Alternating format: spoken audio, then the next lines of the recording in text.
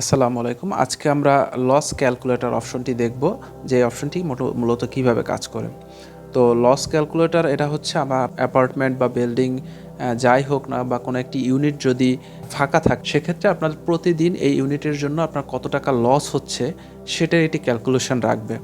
তো আমি এর জন্য অবশ্যই আপনাকে প্রপার্টির কোনো একটি প্রপার্টি ফাঁকা থাকতে হবে। সেক্ষেত্রে আপনি এটি দেখতে পাবেন, যেমন আমি একটি প্রপার্টি ফাঁকা করে রাখছি, যে প্রথম তলার ইউনিট এ, এইটি ফাঁকা আছে। এটি আমার ভাড়া হচ্ছে ৫,০০০ টাকা, এটা বর্তমানে ফাঁকা আছে।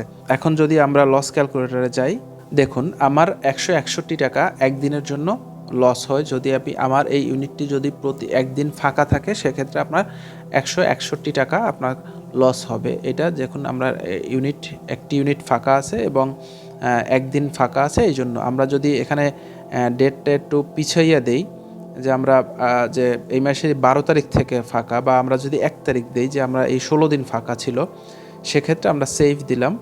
সেক্ষেত্রে দেখুন ২,৫৮০ টাকার মতো লস হয়েছে আমার ১৬ দিন এই ফ্ল্যাটটা বা ইউনিটটি ফাঁকা থাকার কারণে।